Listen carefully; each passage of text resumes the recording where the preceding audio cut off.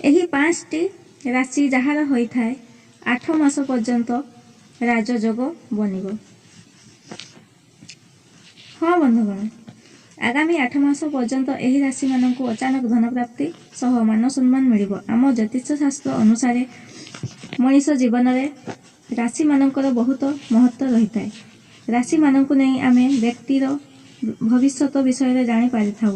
ଯଦି ଗ୍ରହ ନକ୍ଷତ୍ର କିଛି ପରିବର୍ତ୍ତନ ହୁଏ ତେବେ ତାହା ବ୍ୟକ୍ତିର ଜୀବନ ଉପରେ ପ୍ରଭାବ ପକାଇଥାଏ।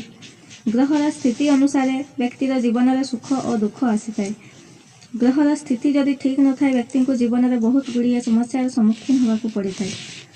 ଗ୍ରହର ମହାସଂଯୋଗ ସ୍ଥିତି ନେଇ ଏହି 5ଗୋଟି ରାଶିଙ୍କୁ ଭଗବାନ ଶିବଙ୍କ କୃପାରୁ ଅନେକ ଧନ ପ୍ରାପ୍ତି ହେବ। ଜୀବନରେ ସବୁ ସୁଖ ସୁବିଧା ପାଇବେ। ତେବେ ଆସନ୍ତୁ ଜାଣିବା ସେହି 5ଗୋଟି ଶୁଭ ରାଶି ବିଷୟରେ। ପ୍ରଥମେ ହେଉଛି ବୃଷ ରାଶି। ଭଗବାନ ଶିବଙ୍କ ଆଶୀଷରୁ ବୃଷ ରାଶିର ବ୍ୟକ୍ତିଙ୍କର 8 ମାସ ପର୍ଯ୍ୟନ୍ତ ସମୟ ଅତ୍ୟନ୍ତ ଶୁଭ ରହିବ। ଏହି ରାଶିର ବ୍ୟକ୍ତିମାନଙ୍କୁ ଆର୍ଥିକ ଲାଭର ବହୁ ଅବସର ପ୍ରାପ୍ତ ହେବ। ଆପଣ ନୂତନ ଯାନବାହନ କିଣିପାରନ୍ତି। ଜୀବନରେ ଧନ ସମ୍ବନ୍ଧୀୟ ସମସ୍ତ ସମସ୍ୟା ଦୂର ହୋଇଯିବ। ଯେଉଁ ବ୍ୟକ୍ତିମାନେ ପ୍ରେମ ସମ୍ବନ୍ଧରେ ଅଛନ୍ତି ତାଙ୍କୁ ପ୍ରେମ ସମ୍ବନ୍ଧରେ ସଫଳତା ମିଳିବ। ଆପଣଙ୍କର ଆସୁଥିବା ସମୟ ବହୁତ ଆନନ୍ଦମୟ ହେବ। ଦ୍ୱିତୀୟ ରାଶି ହେଉଛି ବିଛା ରାଶି। ଏହି ରାଶିର ବ୍ୟକ୍ତି ଉପରେ ଭୋଳାନାଥ ବିଶେଷ କୃପା କରୁଛନ୍ତି। ସେହି କାରଣରୁ ଜୀବନରେ ଆପଣଙ୍କୁ ଅନେକ ଲାଭ ମିଳିବ। ଜୀବନରେ ଅନେକ ସଫଳତା ପ୍ରାପ୍ତ ହେବ। ବିଦ୍ୟାର୍ଥୀମାନଙ୍କୁ ପାଠ ପଢ଼ାରେ ସଫଳତା ପ୍ରାପ୍ତି ହେବ। ପାଠ ପଢ଼ାରେ ଆପଣଙ୍କ ମନ ଲାଗି ରହିବ। କାର୍ଯ୍ୟକ୍ଷେତ୍ରରେ କିଛି ଖୁସି ଖବର ମିଳିପାରେ। ଆପଣଙ୍କୁ ହଠାତ୍ କୌଣସି ଗୁପ୍ତଧନ ମିଳିପାରେ। ତୃତୀୟ ରାଶି ହେଉଛି ତୁଳା ରାଶି। ତୁଳା ରାଶିର ବ୍ୟକ୍ତିଙ୍କ ଉପରେ ଆଜିଠାରୁ ଭଗବାନ ଶିବଙ୍କର ବିଶେଷ କୃପା ଦୃଷ୍ଟି ରହିବାକୁ ଯାଉଅଛି। ବିଦେଶ ଯାତ୍ରାର ଯୋଗ ରହୁଛି। ଧର୍ମ କର୍ମ କାର୍ଯ୍ୟରେ ରୁଚି ବଢ଼ିବ।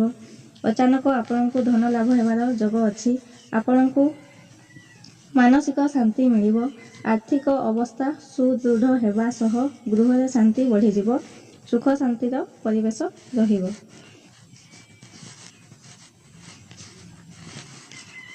ଚତୁର୍ଥ ରାଶି ହେଉଛି କନ୍ୟା ରାଶି। କନ୍ୟା ରାଶିର ଭାଗ୍ୟରେ ଖୁସିର ଆଗମନ ହେବାକୁ ଯାଉଅଛି।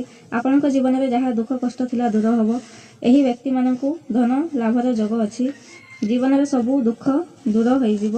ଆପଣଙ୍କ ଜୀବନରେ ଯାହା ସବୁ କାର୍ଯ୍ୟ ଅନ୍ୟମାନଙ୍କ ଭଲ ପାଇଁ କରିବେ ଆପଣଙ୍କୁ ତାହାର ଲାଭ ନିଶ୍ଚିତ ମିଳିବ। ଆକସ୍ମିକ ଧନ ଲାଭ ହୋଇପାରେ। ଭୂମି କ୍ରୟ କରିପାରନ୍ତି। ଶେଷ ରାଶି ହେଉଛି କୁମ୍ଭ ରାଶି। କୁମ୍ଭ ରାଶିର ବ୍ୟକ୍ତିମାନଙ୍କ ଉପରେ ଭଗବାନ ଭୋଳାନାଥ ଅତ୍ୟନ୍ତ ଦୟାବାନ ହେବେ। ଅତୀତରେ ଏମାନଙ୍କ ଜୀବନରେ ଯାହା ସବୁ ସମସ୍ୟା ଥିଲା ତାହା ଦୂର ହୋଇଯିବ। ଆପଣ ନିଜ ପରିବାର ଲୋକଙ୍କ ସହିତ ଭଲ ସମୟ ଅତିବାହିତ କରିବେ। ଆପଣଙ୍କ ଆର୍ଥିକ ସ୍ଥିତିରେ ଉନ୍ନତି ହେବ। ଯଦି ବ୍ୟବସାୟରେ ଆପଣ ଅଛନ୍ତି ଆପଣ ଲାଭବାନ ହେବେ। ଧନ୍ୟବାଦ।